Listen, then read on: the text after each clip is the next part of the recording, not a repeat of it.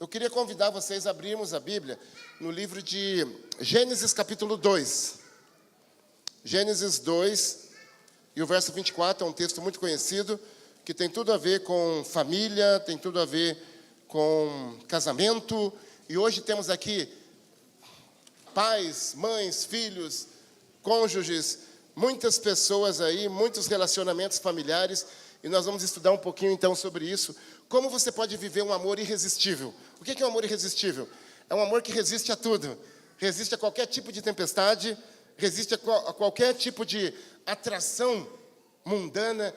Não tem Ricardão, não tem nada que vai atrapalhar esse casamento, não tem nenhuma traição, não tem nenhuma tecnologia, nada vai substituir esse cônjuge, vai substituir essa mãe, esse pai, essa família. Amém? Amém. Quando você tem um amor irresistível, é um amor insuperável, um amor que está bem alicerçado, bem enraizado. É isso que nós queremos ver. É lógico que isso seria estudo para muitas e muitas enciclopédias, milhares de horas de estudo. Nós vamos tentar resumir algumas ferramentas que a palavra de Deus diz e também que a psicologia, Isabel psicóloga, algumas ferramentas da psicologia e da Bíblia, para nós vivermos esse amor irresistível, esse amor profundo, esse amor bem enraizado.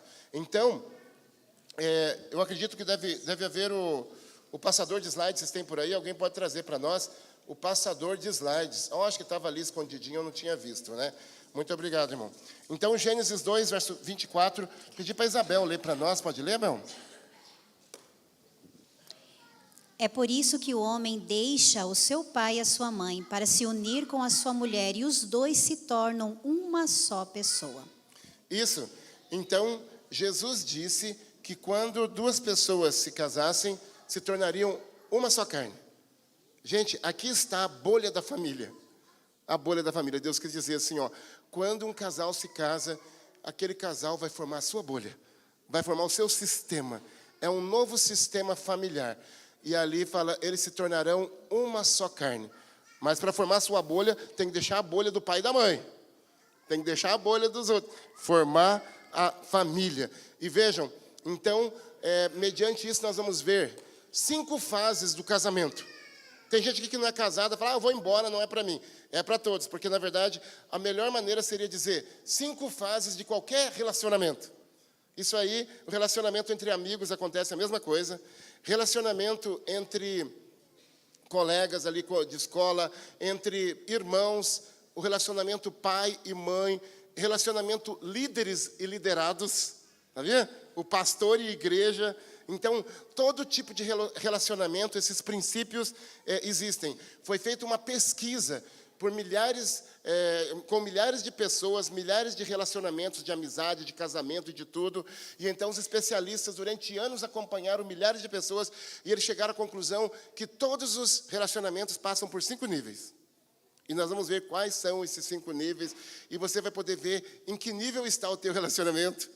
E como que você, quem sabe, pode mudar algumas perspectivas negativas, né?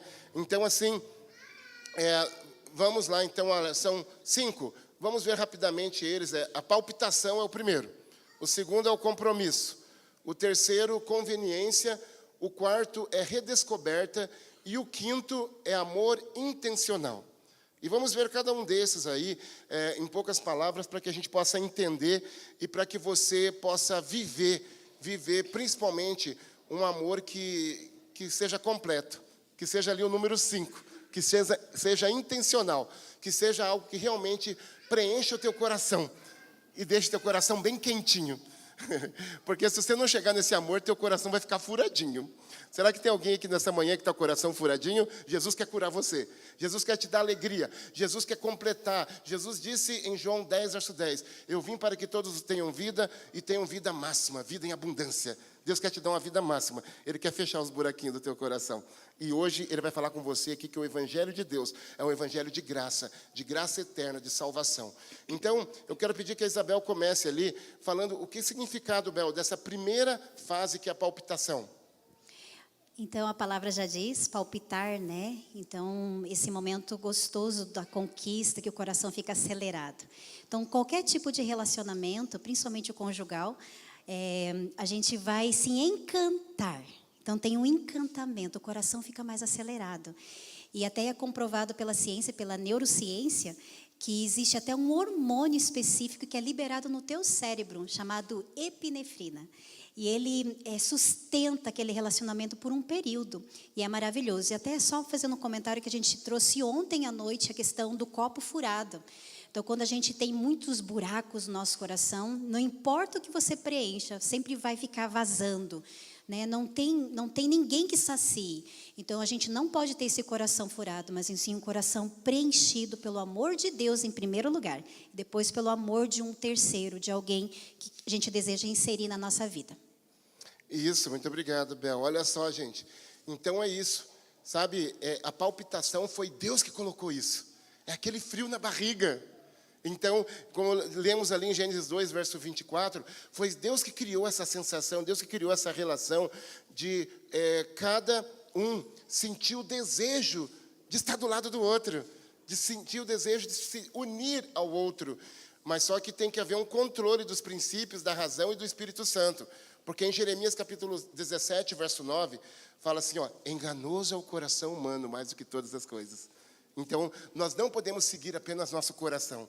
Vocês já viram as pessoas quando estão apaixonadas, alguns falam assim, olha, eu só sigo o meu coração, eu vou para onde o meu coração me levar. Não é assim que alguns falam? Eu prefiro me arrepender daquilo que fiz do que me arrepender daquilo que não fiz. Não tem pessoas que falam assim?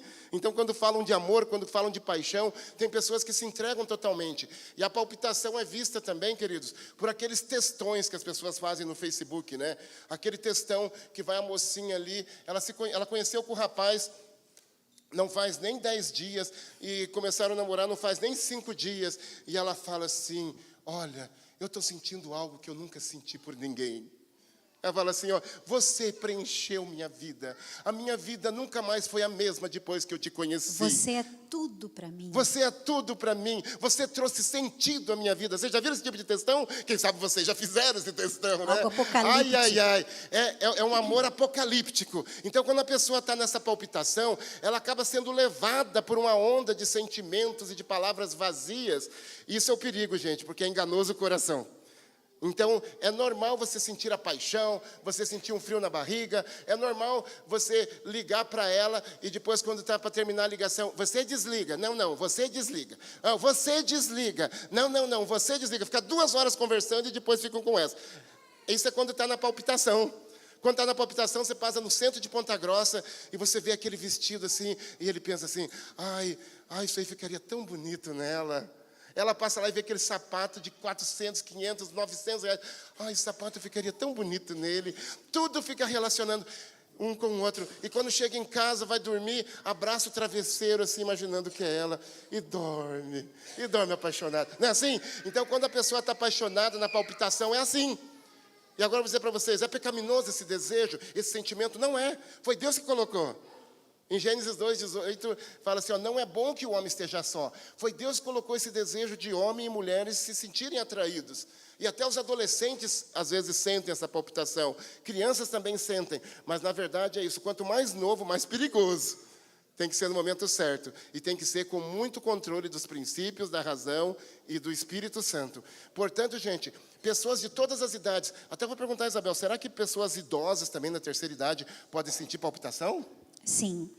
O hormônio, ele é sazonal. Ele vai estar no teu cérebro por um período, no máximo 2 anos. De 2 anos começa a diminuir. E quando chega ao 2º ano, ele começa a diminuir a dose cerebral, e até que ele cessa e você não tem mais nada. Daí a gente fica questionando por que Deus deu um hormônio para ligar essas almas, para tornar 2 indivíduos uma só pessoa, né, integridade, assim, de repente esse hormônio vai embora. Então, em qualquer momento da tua vida, você pode ter esse hormônio, porque é a novidade. E, às vezes, uma pessoa mais velha pode ter uma novidade, só que o ruim, o alerta, é que a gente pode se acostumar com esse hormônio cerebral. Viciar nesse hormônio cerebral e não ir para as próximas fases do jogo. Com certeza. Nós não somos especialistas para falar em hormônios, né? Deve ter pessoas aqui estudiosas na área de biologia, na área de genética e outras coisas mais, né? Endocrinologia, médicos. Mas, assim, do que a gente estudou, queridos, e a Isabel como psicóloga, a gente tem visto, assim, são vários os hormônios que são liberados nesse período da palpitação. e chamado os hormônios do amor, hormônios da monogamia, e tem um desses hormônios que é a epinefrina, que eu achei bem interessante. E aí, o que eu achei incrível, então, que há uma química. Sabe, você já ouviu falar a palavra química quando se fala de amor? Existe uma química.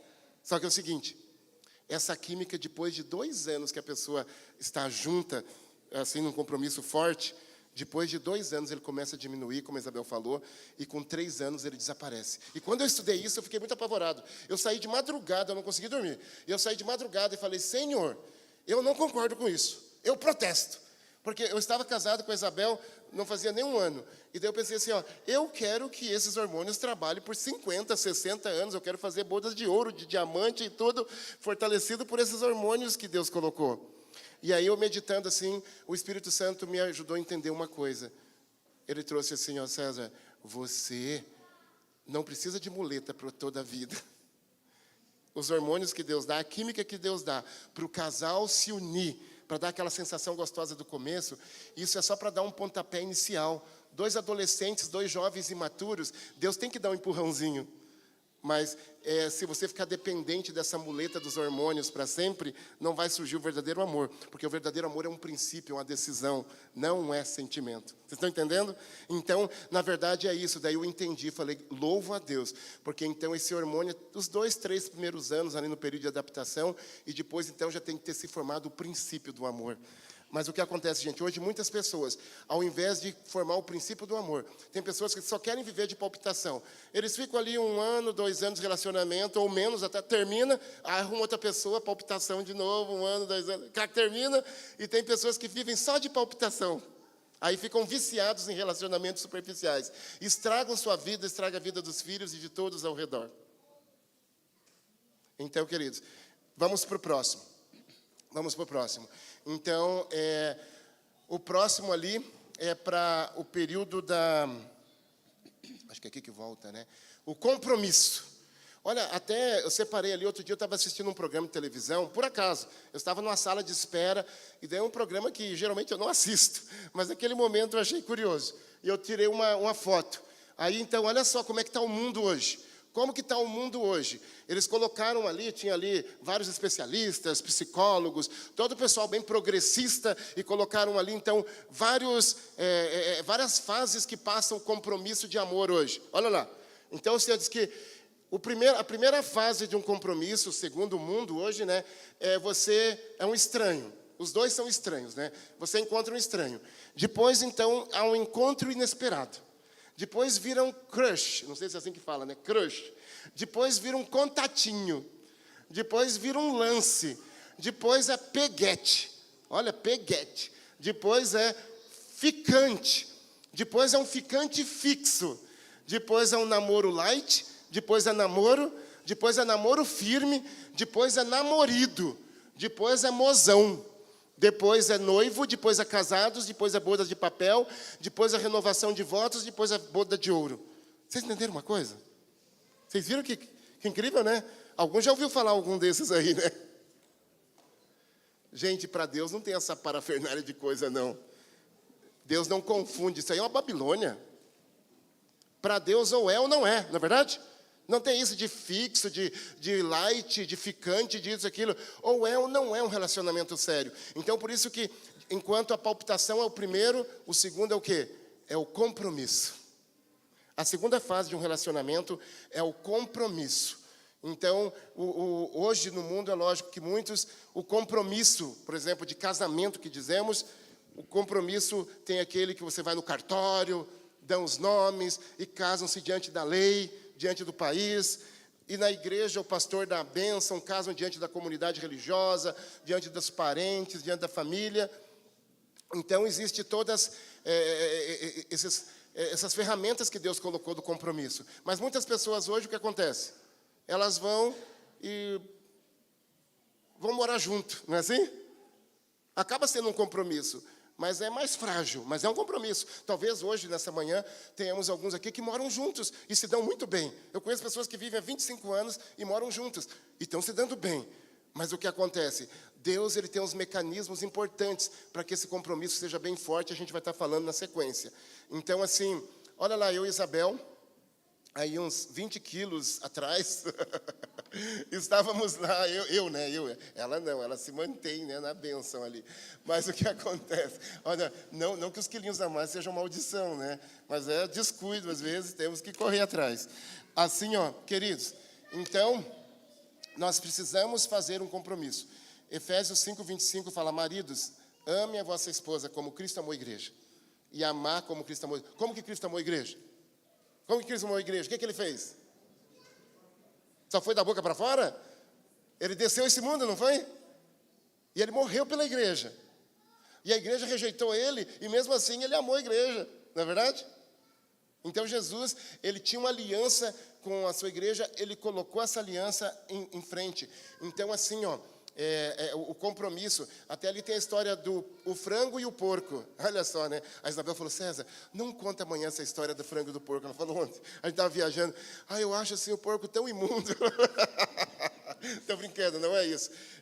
Ela falou que é muito gorduroso. Vocês já vão entender. Na verdade, é a galinha e o porco. Até foi errado ali. O café da manhã americano. O café da manhã americano usa os dois animais, a galinha e o porco. A base do café da manhã americano é a galinha que cede o ovo, né? E o porco que cede o bacon. Bacon e ovo mexido é o principal alimento no café da manhã americano. E isso aí ensina para nós sobre compromisso e sobre comprometimento. Como é que é? A galinha entra com o ovo, ela cede o ovo para você comer de manhã, mas ela continua vivendo. Agora o porco, ele cede a pele dele e ele morre. Então, qual é que foi mais comprometido com o café da manhã do americano? O porco. Ele deu a vida. É lógico que eu acho que a maioria de vocês aqui não come porco, eu também não, mas o que acontece, apenas na ilustração você não vai esquecer mais. Então, assim, eu digo a vocês, ó, você tem que ter um relacionamento de porco e não de frango, nesse sentido. Porque então nós precisamos nos comprometer. Nós precisamos estar dispostos a dar a vida pela pessoa que nós amamos. Isso é compromisso. Então eu estou disposto a fazer qualquer sacrifício. Amor é decisão. Malaquias 2, verso 6, fala assim, ó, Deus fala, eu odeio o divórcio. Deus fala, eu odeio o repúdio. Deus odeia a separação. Deus, ele quer que você tenha um compromisso bem firmado, bem fundado. Tem gente que fala assim, ó, papel aceita tudo, pastor. Eu não preciso de um papel para demonstrar meu amor por ela. Já viram pessoas que falam isso? Eu não preciso de um papel. Mas na verdade, a pessoa que fala isso, ele é um medroso. Ela é uma medrosa. A pessoa que fala isso é a pessoa que tem medo de compromisso, porque depois é mais difícil separar. Então é uma pessoa imatura, é uma criança, é uma pessoa que não sabe dar esse segundo passo do relacionamento, que é compromisso. A Isabel vai ler um texto ali, pode ler, Isabel. Pode ler. É 2,16, eu acho que foi errado ali, desculpa. É 2,16, Malaquias 2,16. Pois o Senhor Todo-Poderoso de Israel diz, eu odeio o divórcio, eu odeio o homem que faz uma coisa tão cruel assim. Portanto, tenham cuidado e que ninguém seja infiel à sua mulher. Olha, o repúdio e o divórcio é algo muito cruel. Eu odeio, Deus fala assim, eu aborreço uma pessoa que faz algo tão cruel assim. A pessoa que ela prefere no momento da dificuldade, no momento do conflito, ela prefere o divórcio. Essa pessoa machuca muito o coração de Deus. Porque Deus vê o coração do cônjuge abandonado, rejeitado, doendo. Deus vê o coração das crianças, cheias de culpa, sofrendo, com o coração dilacerado. E às vezes pessoas egoístas que não querem enfrentar. É lógico que existem casos que realmente a pessoa vai ter que ser conduzida para uma separação. Existem casos, mas não é todos os casos. Existem questões de abuso, questões de violência, que é meio difícil de tratar. A Isabel, psicóloga, já pegou muitos casos assim. Mas, queridos, nós nunca podemos deixar de buscar todos os recursos antes de chegar num ponto de um divórcio ou separação. Porque Deus não libera ninguém para isso de maneira tão fácil, tão simples. E aí nós dizemos sobre as 5 alianças. Queridos, então, quando a pessoa se casa, é muito importante, olha, isso aqui é muito importante. Crianças, adolescentes, jovens, vocês também precisam disso. Vocês precisam saber por que é importante um casamento no civil, na igreja. Sabe por quê? Deus, ele encheu o casamento de alianças. As alianças são muito importantes. Aqui no Ocidente, que nós vivemos aqui, né, Europa, Estados Unidos, Brasil, aqui no Ocidente, a aliança não tem muito sentido. Qualquer coisinha o pessoal falou assim, se não der certo, eu me separo e a fila anda. Não é assim que dizem? Aqui no Ocidente, assim, as pessoas não estão nem muito aí para os compromissos. Mas lá no Oriente, não, gente. No Oriente, quem quebra o compromisso morre. Não é assim? Naqueles países do Oriente Médio lá, ó, a aliança da menina é só perder a virgindade depois que o pai dela entregar ela para o esposo no casamento. E se ela perde a virgindade antes, depende da cultura lá do Oriente Médio, o pai e os irmãos matam a menina. Teve uma lá esses tempos agora, youtuber, ela aparecia com pouca roupa, ela era da Síria, ela aparecia com pouca roupa em alguns vídeos, se tornou famosa, milhões de seguidores no YouTube e no Instagram. Mas o que aconteceu? Os próprios irmãos dela e primos, não sei o que lá, se reuniram e mataram ela.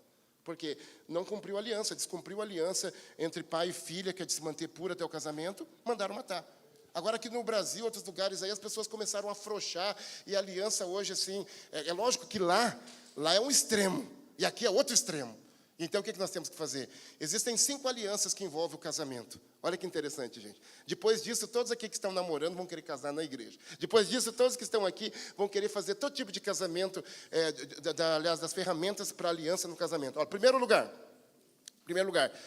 quando a pessoa se casa, a aliança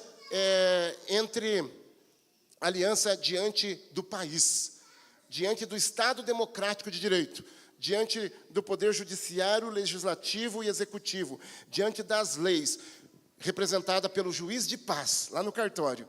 Você, então, tem uma corda amarrando esse casamento.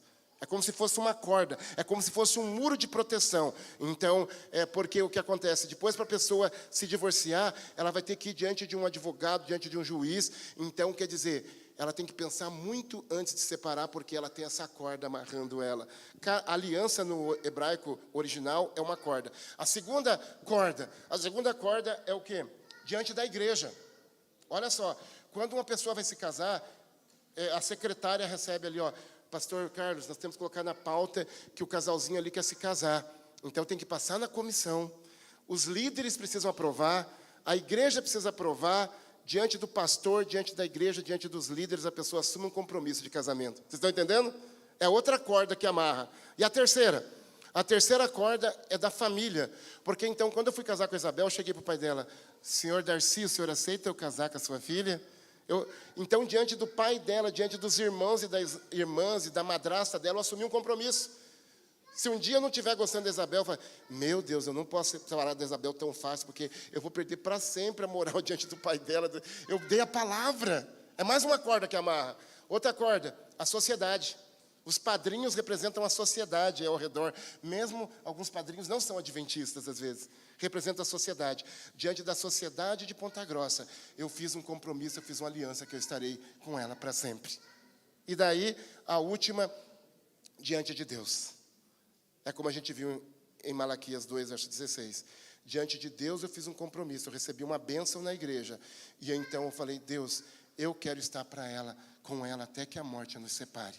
Vocês entenderam? São 5 cordas, diante do país, diante das leis, diante da igreja, diante dos familiares, diante da sociedade e diante de Deus. Então, são 5 cordas que amarram para vocês nunca se separarem. Isso, então, é o ideal de compromisso, queridos. Então, isso tem que haver em todo relacionamento. E agora, Isabel, o que acontece quando chega na terceira fase? Cada ser humano tem tendências extremamente egoístas. E a gente tem um individualismo extremo. Então, depois que a gente conquista, parece que está tudo certo. Né? Eu me entreguei, ela se entregou, agora somos um só, agora a vida que segue. E daí cada um entra na sua bolha, e principalmente o homem, por causa do gênero, né? Ele vai querer se realizar financeiramente, ele quer trazer recursos para a família, ele quer uma promoção no trabalho, e ele se empenha nisso. E ele acha que está amando a família fazendo isso. E claro que está, ele está sendo um provedor. E a mulher, ela começa a se envolver no lar, na casa, numa profissão, porque todas nós trabalhamos fora, e daí vem os filhos, e cada pessoa fica envolvido naquilo que seria a prioridade. E, infelizmente, a gente entra nessa fase que a gente chama de conveniência. Queridos, conveniência é o que tem de mínimo de qualidade. Se você vai numa loja de conveniência, nunca você vai encontrar um alho poró. Nunca. né, uma rúcula numa loja de conveniência. Vai encontrar salgadinho, chocolate, que é uma coisa assim bem ruim para a qualidade do relacionamento. Então, conveniência, a gente acaba se desligando um do outro e se apegando a essas necessidades individuais e acaba esquecendo do conjugal. Em Apocalipse 2, verso 4, a gente fala assim, ó: tenho, porém, contra ti que abandonaste o teu primeiro amor. É como eu disse, isso acontece em todos os relacionamentos. Quer seja no casamento, quer seja no relacionamento da igreja com Deus, a igreja com o pastor. Então, a gente abandona o primeiro amor. Então, aquele primeiro amor da palpitação foi um fogo de palha.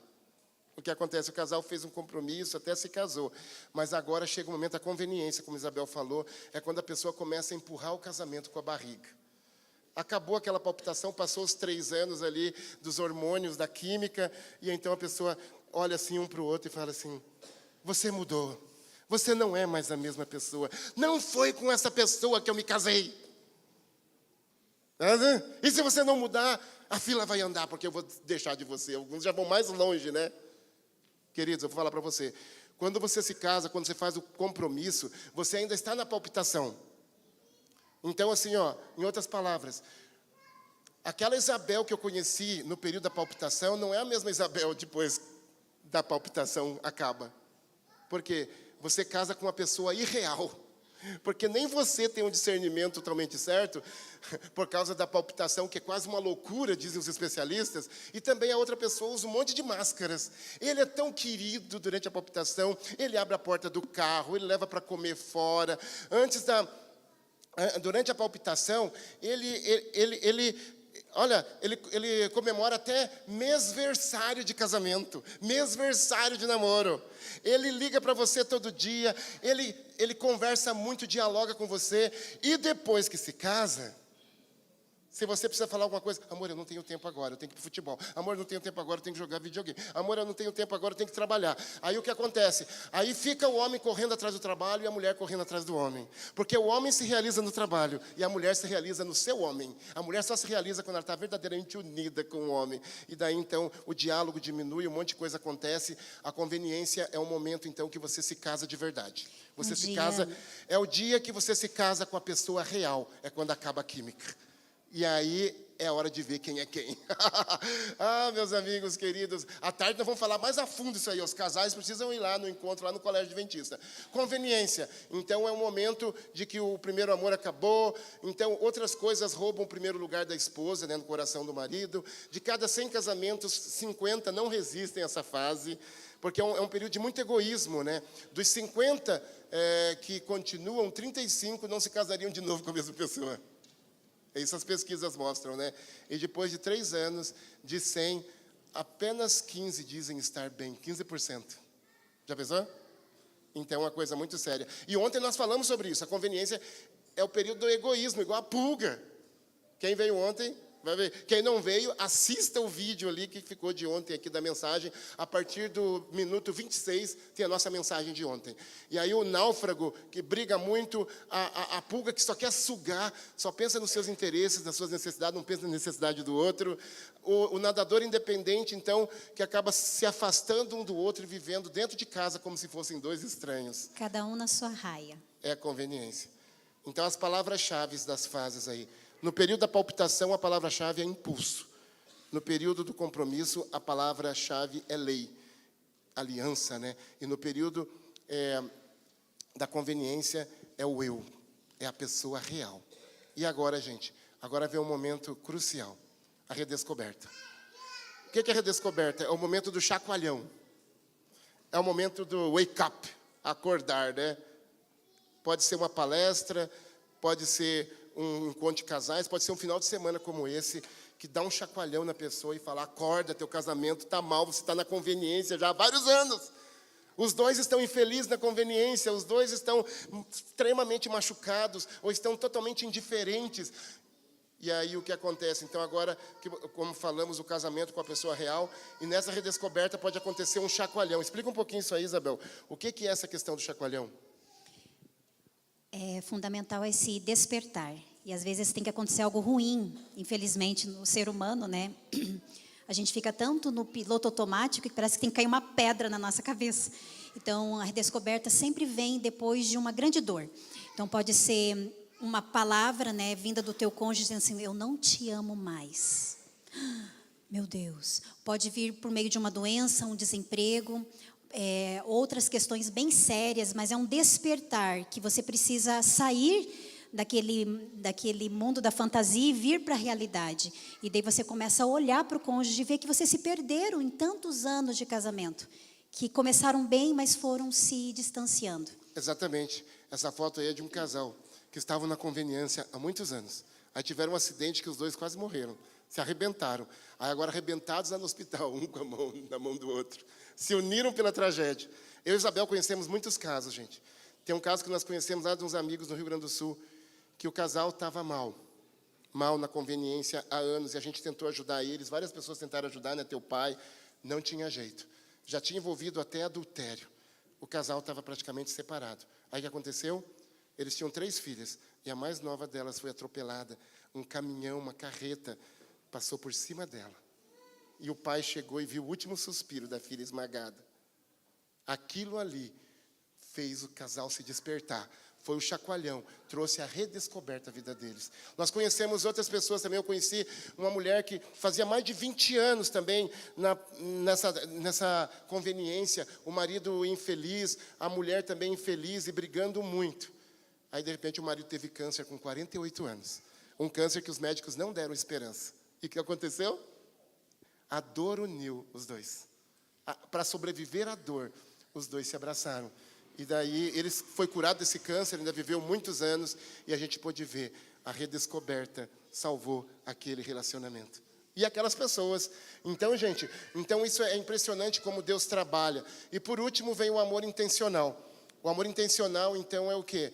É um amor maduro, é uma fase perfeita, pode ser até melhor do que a palpitação, as sensações e as alegrias. E então, é um momento muito especial, esse amor intencional.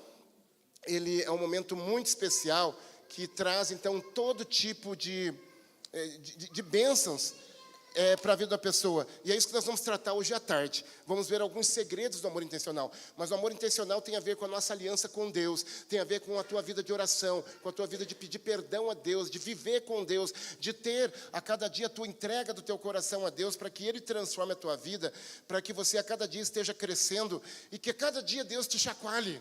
Cada dia seja um chacoalhão na tua vida, cada dia seja uma redescoberta, quando você abre a Bíblia, quando você faz a tua meditação, quando você faz o teu culto familiar, cada dia uma redescoberta, quando você vem na escola sabatina e participa da lição, e participa do culto, cada dia um chacoalhão de Deus em você, cortando você com a espada da palavra. É aí que você alcança o amor intencional, o amor maduro. E eu digo a vocês, queridos, porque é só Deus que pode matar essa pulga. É só Deus que pode tirar de nós um coração de pulga e colocar um coração cheio do poder do Espírito Santo. Queridos, eu quero terminar com uma história. Eu quero terminar aqui com uma história.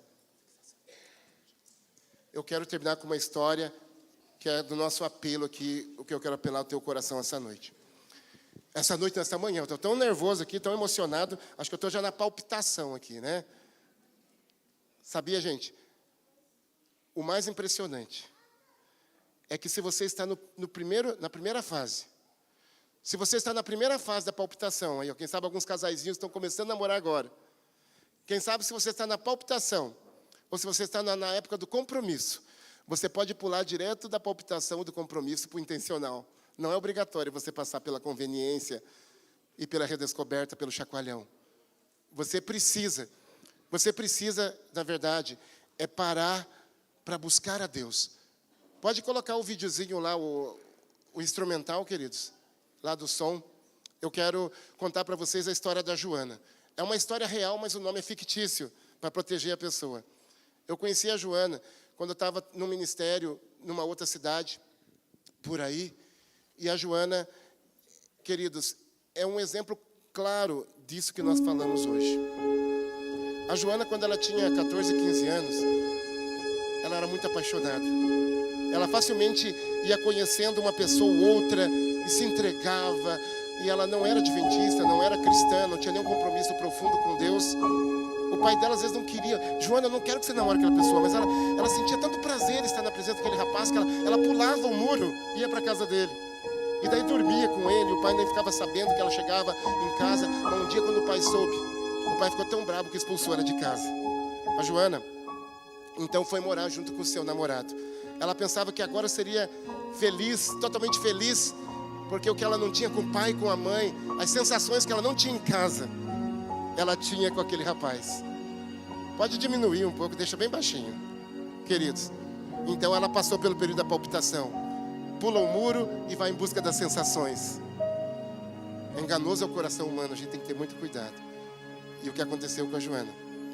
Que depois, então, agora que ela estava com o seu companheiro, com quem ela foi morar junto, parecia que tudo era maravilhoso. Tiveram um filho, ele trabalhava, todo romântico, mas passaram-se os 2 anos, 3 anos, a química acabou. E começou a haver brigas. Ela não respeitava mais a autoridade dele. Ele já não trabalhava tanto. Ele já não dava tantos presentes para ela. E por fim, em vez de vir para casa, onde a mulher ficava igual uma goteira ali, falando o tempo todo, reclamando, ele ficava no bar com os amigos, bebendo. Chegou o momento da conveniência. O compromisso dela foi bem fraco, né? Porque só foram morar juntos. Então a segunda fase, a fase do compromisso, foi morar juntos. Para muitas pessoas isso é forte, mas para ela foi fraco.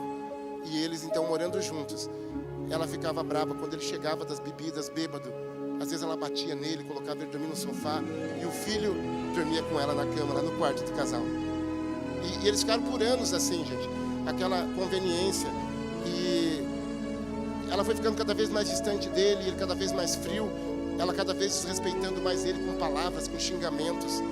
Até que um dia ela falou assim, chamou ele, uma das poucas vezes que eles conversavam, ela chamou assim, marido, é o seguinte, a minha irmã se separou do marido dela, ela está sem emprego, ela não tem onde morar, eu quero que ela venha morar aqui em casa. Aí ele falou, não, a nossa casa é tão pequena, olha, você dorme no quarto com o menino, eu durmo aqui no sofá, não tem nenhum outro quarto. Não importa. Você vai dormir na sala, colocar um colchão na sala, ela vai dormir no sofá. E não teve conversa. Mulher macho, sim senhor.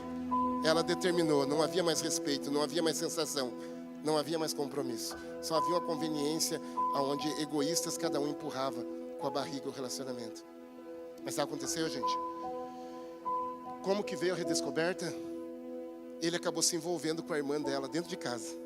E quando ela descobriu, mesmo que ela já não dava importância para aquele homem há muito tempo, não havia intimidade há muito tempo, ela virou um bicho. Ela pegou as roupas da irmã, jogou tudo lá de fora e expulsou a irmã, expulsou ele, chamou dos piores palavrões, fez o maior barraco. E humilhou muito a irmã, puxou pelos cabelos, bateu na irmã na frente de todos os vizinhos. A irmã ficou tão envergonhada. E depois que ela ficou tão nervosa assim, ela pegou o filho e foi para o outro lado da cidade, ficar lá na casa da mãe dela por uns dias para esfriar a cabeça. Mas quando ela estava lá na casa da mãe dela, no dia seguinte, alguém dos vizinhos ligou para ela, falou, Joana, a tua casa está em chamas. A irmã dela ficou com tanta raiva que botou fogo na casa. Queimou tudo que ela tinha construído nos últimos 15 anos. Dinheiro que tinha guardado, cheques do seu comércio que ela tinha guardado, roupas, os móveis que ela tinha lutado tanto para comprar aquela geladeira cara e bonita, aquela TV de 50 polegadas, tudo foi queimado. E quando se queimou tudo, ela foi até lá e ela chorou durante horas, olhando as cinzas de todos os sonhos que ela tinha construído. Que coisa, né, gente? Aquilo mexeu muito com ela. Ela foi morar com a mãe e ali andando, chorando pelas ruas de um bairro bem pobre, de uma cidade aí, um dia ela passou na frente da igreja adventista. E ela viu pela grade ali que estava havendo uma reunião com crianças. Eram aventureiros. Ela ficou curiosa e perguntou, o que é isso aí? Ah, aventureiros, é um projeto assim. O meu filho pode participar? Pode. Logo o filho dela estava participando. E logo ela se tornou a conselheira. Logo ela se batizou. E depois que ela aceitou a Cristo, ela entendeu melhor tudo isso aí que a gente está falando. E ela pensou, será que eu deveria dar uma chance para ele? Ela então orou a Deus e começou a orar. Ela achava que não tinha, mas ela pensou, ele estava errado, mas eu também. Então um dia ela tentou conversar com ele.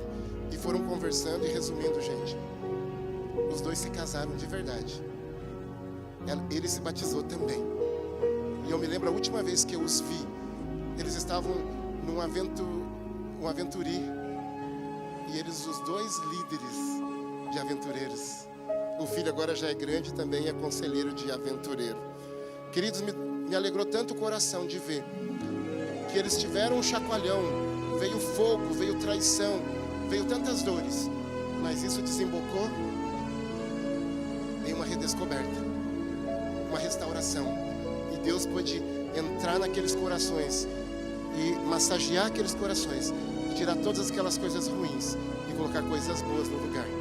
E hoje esse casal não apenas vive feliz, mas eles acabam influenciando dezenas e dezenas de famílias que acabam recebendo as bênçãos como eles receberam. Você acha que Deus pode fazer milagres assim nas famílias aqui de Ponta Grossa?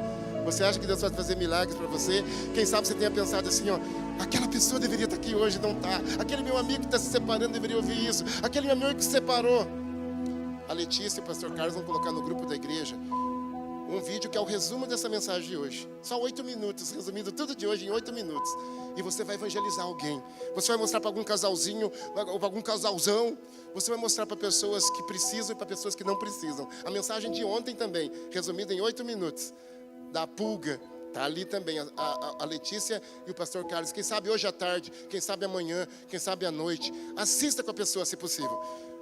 Assim, se mandar no WhatsApp é mais impessoal. Assista junto, convide para comer uma pipoca, para comer uma coisa junto, um churrasco, sei lá, e mostre para a pessoa.